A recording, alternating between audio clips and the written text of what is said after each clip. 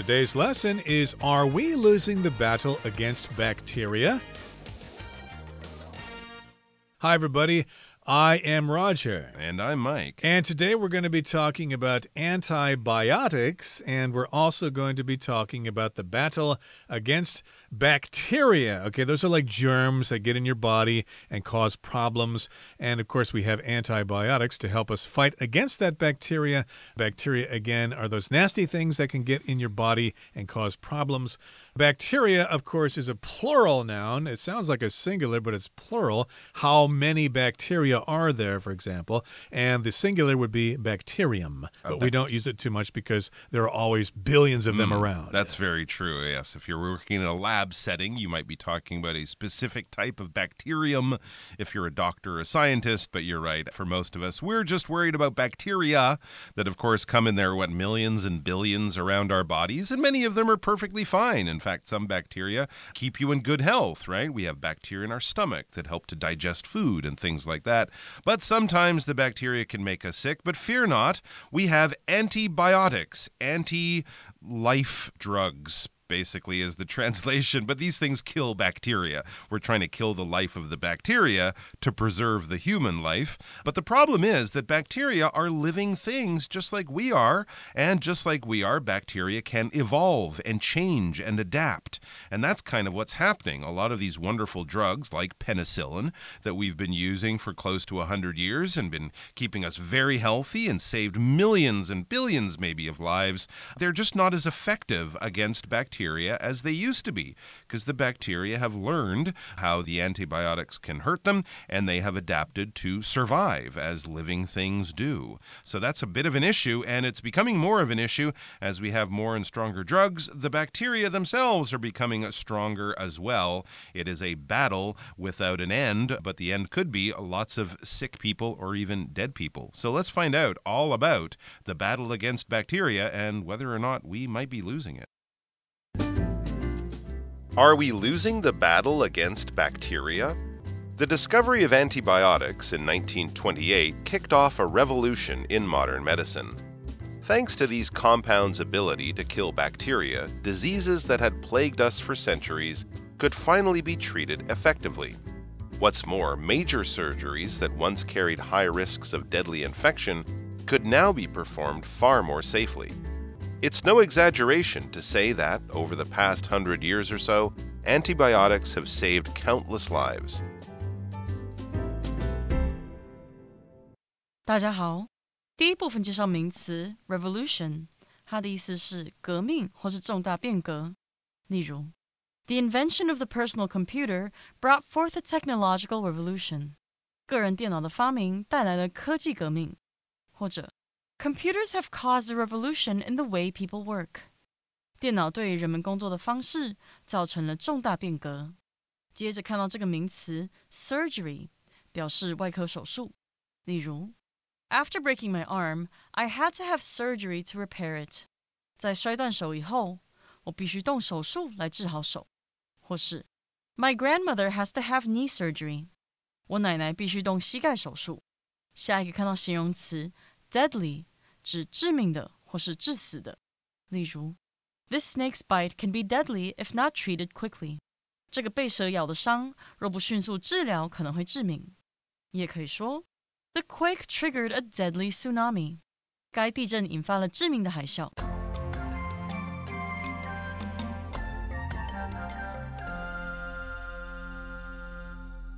Okay, let's talk about the first paragraph. It says, the discovery of antibiotics in 1928 kicked off a revolution in modern medicine. So I believe they're referring to the discovery of penicillin back in 1928. That was the first antibiotic that we knew about. Alexander Fleming. Indeed, and that happened way back in 1928 during the Roaring Twenties, before the Great Depression set in the 30s. But here we've got the phrase to kick off. That means to begin something. So yes, the discovery of antibiotics back then began a revolution revolution or kicked off a revolution in modern medicine. Before that, we didn't really know what antibiotics were, but after that, hey, it was a revolution, it was a big change. Exactly right. Thanks to these compounds' ability to kill bacteria, diseases that had plagued us for centuries could finally be treated effectively. So that's, of course, what the antibiotics can do. They can kill bacteria. So many diseases that had been, a huge problem for humans for many, many years, for centuries, for hundreds of years, that plagued us, these diseases could finally be treated. To be plagued, here we're using the word plague as a verb. Often we use it as a noun to talk about a disease that spreads rapidly and kills lots of people. So a plague, well, I don't know if a COVID would have been a plague. Probably didn't kill enough people, but often when we use this word, we think of the bubonic plague, the Black Death, that killed like 30% of Europe's population in the 1300s. And so it's a disease that kind of went everywhere and it affected everyone in a bad kind of way. When we use this verb in this way, it's plaguing us, we're kind of using it in a way that it's bothering us, okay? So if you have a situation in your life that is not related to a disease, but it just brings a lot of trouble and strife and aggravation to your life, it's plaguing you. You could be plagued because they've been doing construction upstairs for 2 months and you can't sleep. All the jackhammers and the noise, it's plaguing me. All the construction sounds. Or my boss is plaguing me. For the last 4 months, I've had to work every weekend because he always has extra projects. So this thing from outside of your life is bringing all this trouble and stress into you. It's kind of like a plague, but not a disease in that kind of medical way. What's more, it says major surgeries that once carried high risks of deadly infection could now be performed far more safely. So not only were the antibiotics making people healthy after they got sick, surgery, being cut open, was suddenly much safer because of antibiotics too. Surgery, yes, that's when a doctor has to enter your body using a knife and using equipment. They can't treat you just with medicine or with exterior treatments. They have to go to the interior. They have to cut you open. So that would be a surgery, a major surgery, something like a heart surgery.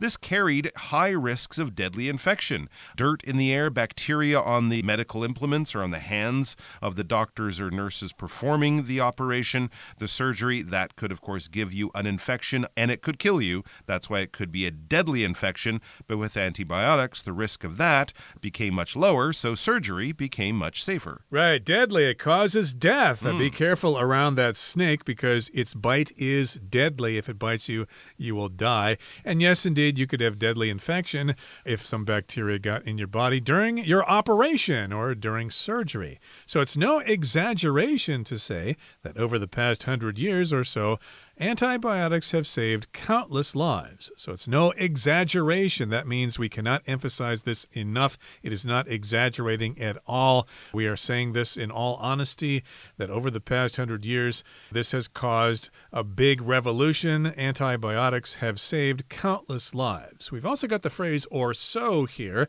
because we may not know the exact amount of years. 100 years, give or take, maybe 5 or 10 years. So over the past 100 years or so, maybe 105 years, maybe 95 years or whatever. So it's just the general area there. And indeed, antibiotics have saved many, many lives. Okay, we're at the end of the first part of our lesson for today. Let's move on to the second part and continue to talk about bacteria and antibiotics. However, we now face a crisis. The bacteria that antibiotics helped us fight are evolving to resist them. These antibiotic-resistant bacteria, often called superbugs, have led to widespread health concerns, since infections produced by them are extremely difficult to treat. Already, around 5 million people per year die from infections caused by these superbugs. If this trend continues, more and more diseases could become deadly as these infections get harder to deal with. Moreover, surgeries could become more likely to result in deadly infections. Sadly, the blame for this situation lies squarely at our feet, since it's due to decades of antibiotic misuse. For example, antibiotics have long been used to promote the growth of farm animals, such as pigs and cows. The practice fosters antibiotic-resistant bacteria, which can then spread to humans through meat or the environment.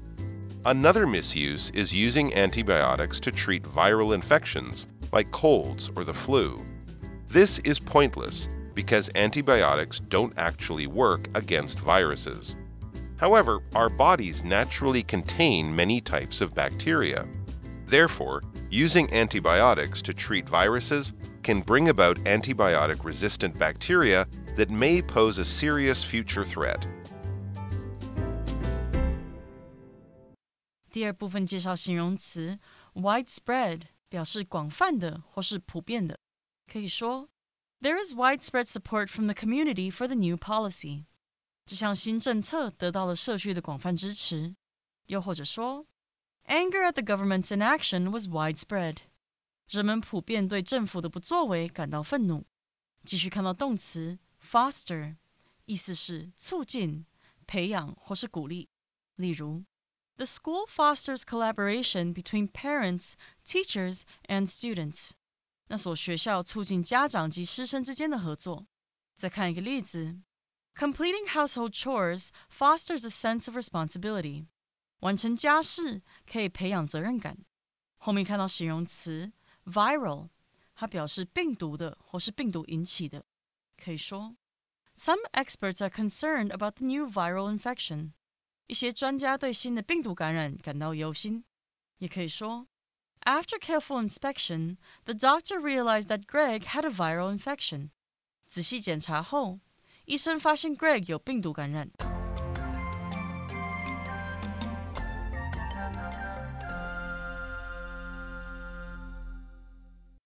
Okay, so again, we've got antibiotics. It sounds pretty good. We've got them, and we can have a surgery if we need one, if we need an operation, and we can take antibiotics, and it should keep bacteria from getting inside our bodies. However, we now face a crisis. Okay, a very difficult situation is a crisis. The bacteria that antibiotics helped us fight are evolving to resist them. Okay, so we've all heard about evolution, living things slowly changing over time, and indeed this is happening. The bacteria are changing over time to resist those antibiotics. Okay, so yes, indeed, that does make sense. If these antibiotics are killing you in large numbers, you might think of making some changes to your offspring, to your children, or whatever, in order to not be affected by the antibiotics eventually after several generations. And so here we get to the real problem. These antibiotic-resistant bacteria, often called superbugs,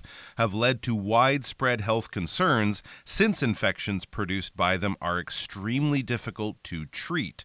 So that's the problem that happens once the bacteria learn about the antibiotics that have been sent in the body to kill them. The bacteria can adapt. They can become stronger and tougher and become antibiotic resistant. If you're resistant to something, that means it doesn't hurt you or damage you or harm you. If you're a race car driver, they might wear fire-resistant underwear or suits or something like that. So if there's a big explosion of gasoline in the car or a crash or something, they won't get burned. It's fire-resistant. It resists fire. These are antibiotic-resistant bacteria. Bacteria that can resist antibiotics. They're called superbugs. So they're very strong, very tough forms of bacteria. And often when we think of bacteria, we use the word bug. I caught a bit of a bug or something. I have a cold or a stomach ache or something like that. So basically, they're very tough bacteria, and they have led to widespread health concerns. So these are issues they are finding in many different countries,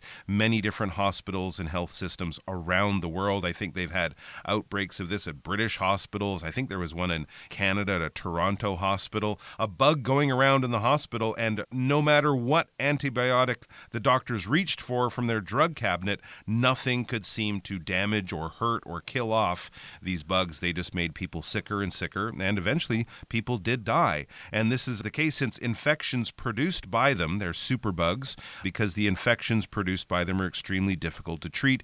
Even the very most powerful antibiotics we have can't do damage to some of these superbugs. Okay, and the next sentence here it says, already around 5 million people per year die from infections caused by these superbugs. Wow. Wow, that's an alarming number. Millions of people are affected by this. So we've got those superbugs. It seems that they're here to stay, and it's a big problem. We need to figure out what to do.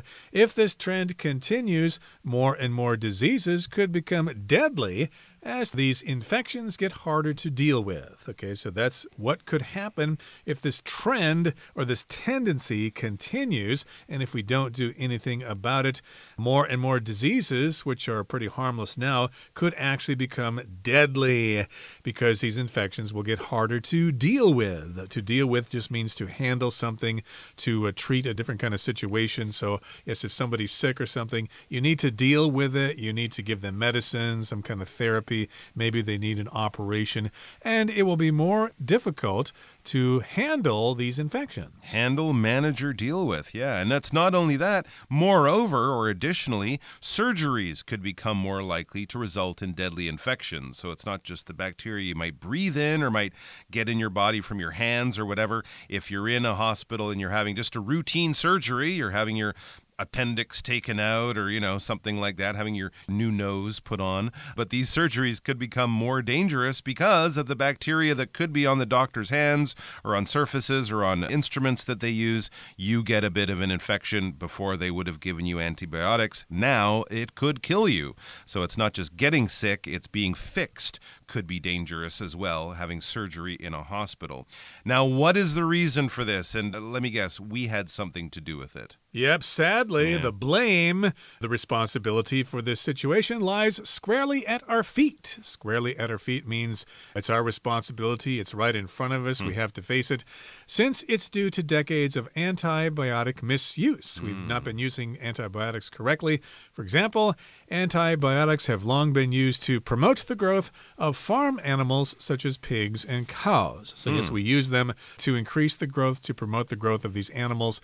And the practice fosters antibiotic-resistant bacteria, which can then spread to humans through meat or the environment. So here we've got the word to foster. That's similar to the word promote. It just means to make something happen more quickly. Absolutely. Another misuse is using antibiotics to treat viral infections like colds or the flu. So not only are our farm animals getting antibiotics to make them bigger and to make the farmers more money when they sell the animals off, we're also using antibiotics in hospital situations to treat viral infections like colds or the flu. Now notice a viral infection, that is caused by a virus, not a bacteria. So no matter what kind of COVID-19 you had, if you're taking antibiotics to fight your COVID, you're basically doing something completely useless and pointless. That would be like taking vitamin C to fight your broken leg or something like that, because antibiotics kill bacteria, not viruses. It says this is pointless because antibiotics don't actually work against viruses. You need an antiviral medicine, you need a vaccine or something like that, but the antibiotics won't do anything. If something is completely not worth the effort, it is pointless. However, our bodies naturally contain many types of bacteria. So there are bacteria in our bodies, much of it good, some of it not so good, but our bodies have the situation under control. But if we introduce antibiotics when we don't need to introduce them, as the article says, as we reach our break, therefore, using antibiotics to treat viruses can bring about antibiotic-resistant bacteria that may pose a serious future threat. You are training your body to fight against things that it might not need to fight against, or it might end up fighting against you. It could backfire, basically. Yes. And that brings us to the end of the second part of our lesson. Let's wrap things up now with the final part. To combat the rise of superbugs, it's essential to improve the public's understanding of proper antibiotic use. Patients should avoid pressuring doctors for unnecessary antibiotics and ensure they take prescribed antibiotics exactly as directed. They should also avoid using antibiotics prescribed for others or taking leftover antibiotics for unrelated symptoms. Additionally, in agriculture, antibiotics shouldn't be used to promote animal growth. By following these practices, we can help slow the spread of superbugs and preserve the effectiveness of antibiotics going forward. 第三部分看到 preserve 这个动词，指的是维护、保护或是保存。举例来说 ，Our organization works to preserve the rainforest. 我们的组织致力于保护雨林。或者 The museum works hard to preserve ancient artifacts for future generations to appreciate. 该博物馆致力于保存古代文物，以供后代欣赏。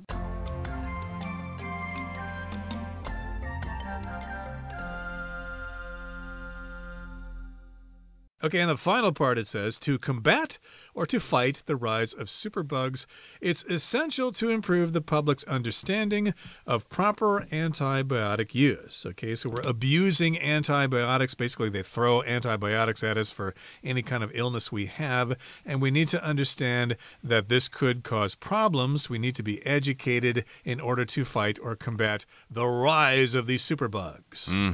That's absolutely true. Patients should avoid pressuring doctors for unnecessary antibiotics and ensure they take prescribed antibiotics exactly as directed. If the doctor doesn't think you need them, don't put pressure on the doctor to give them to you. The doctor knows best. And ensure that when you are prescribed them, when you are given the drugs by a doctor in a prescription, that's actually that piece of paper that the doctor writes down the name of the drug and when you should take it, and then you take that to the drugstore, to the pharmacy. So when you're prescribed, you're sort of officially given this medicine to help you get better. You should take it exactly as directed. Don't take more, don't take less. And a very important point, if they tell you to take it for a week and then you're feeling fine after 4 days, don't stop taking them. The bacteria may still be in your body. If you stop halfway through your course of antibiotics, the bacteria can definitely get stronger, and learn from that. You have to kill that bacteria off, and so always take all the antibiotics exactly as you are told for exactly as long as you are told, no matter how much better you are feeling. And they should also avoid using antibiotics prescribed for others or taking leftover antibiotics for unrelated symptoms. So again, don't take antibiotics if they're prescribed for somebody else, and don't use the leftover ones from last time.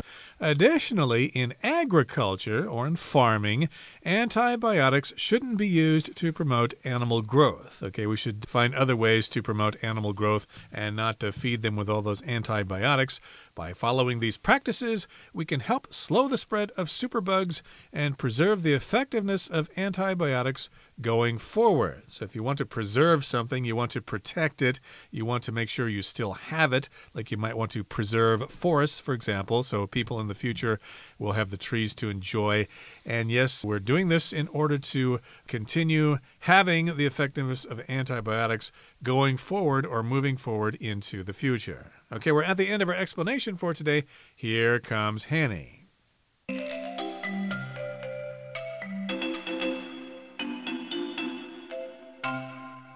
各位同学大家好，我是 Hanny， 今天要练习文意选填的题型。那我们先快速浏览题目的10个选项。 A 选项 Promote 它是动词，表示促进、提升、推广或是提倡。 B. Deal with 它是片语动词，表示处理。 C. Blame 它可以当名词或动词，表达责备、责怪。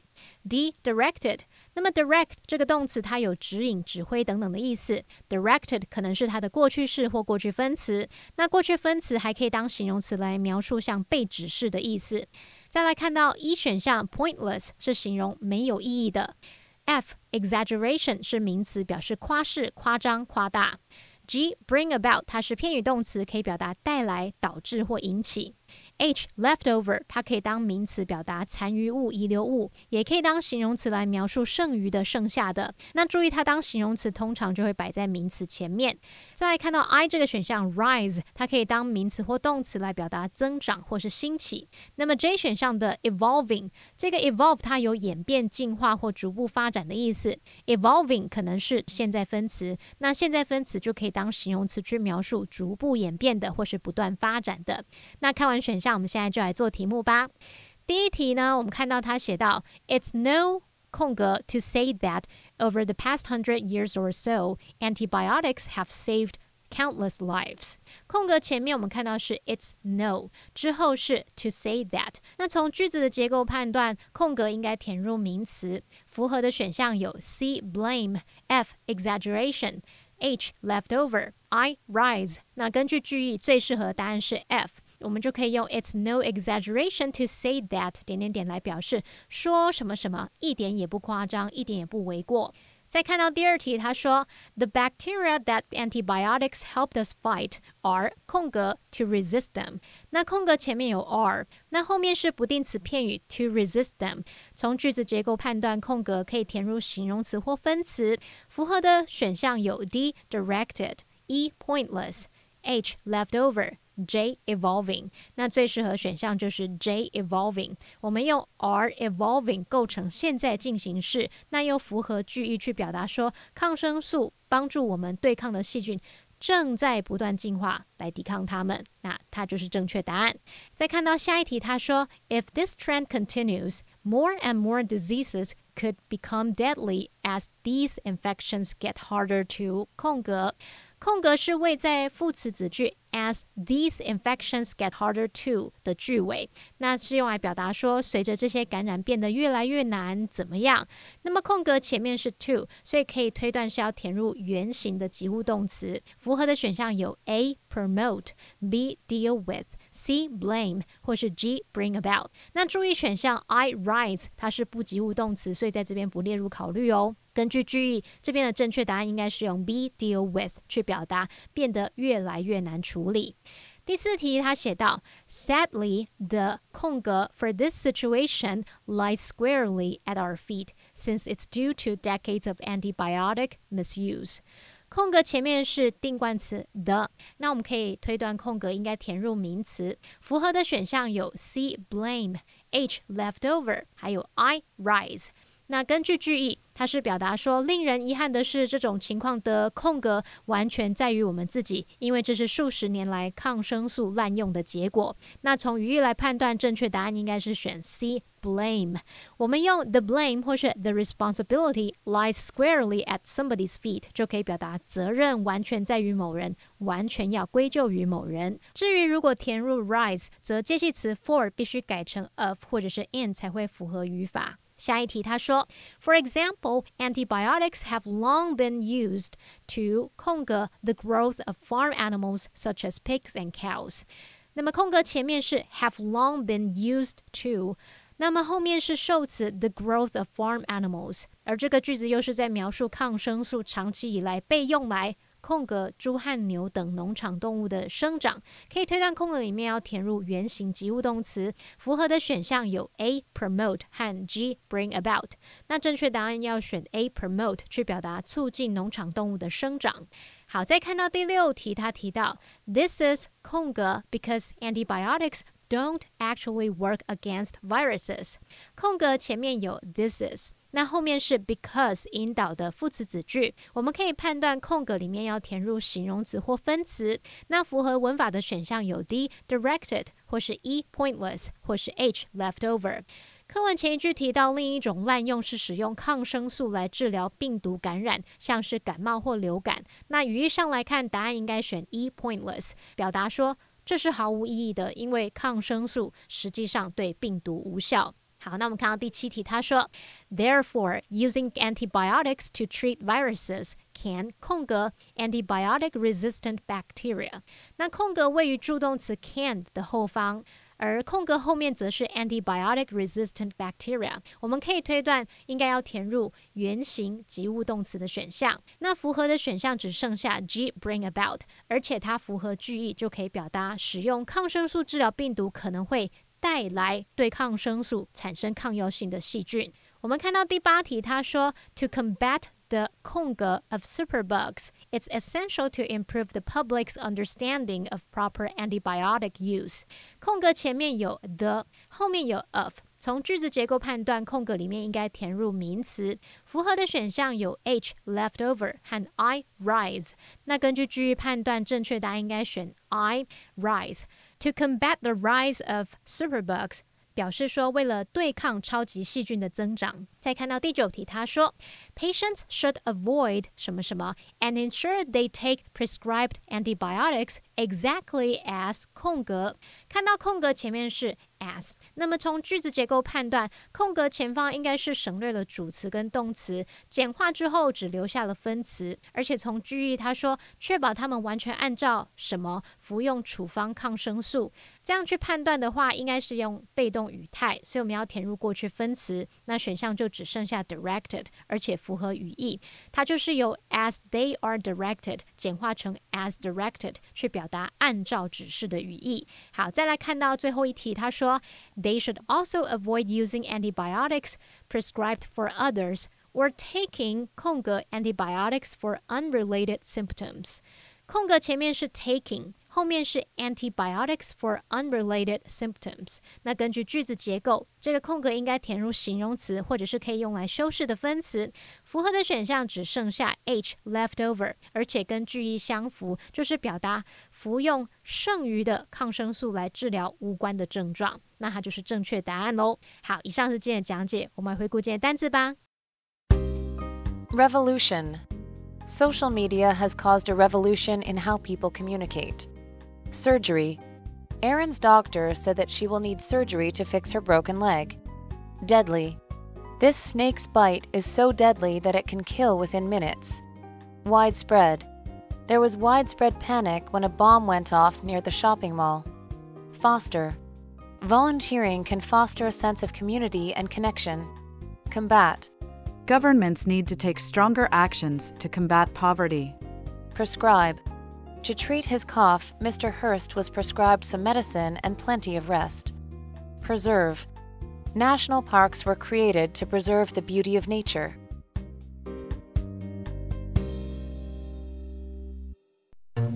Well, that brings us to the end of another edition of our program, and please make sure you join us again next time. From all of us here, I am Roger. I am Mike. See you next time.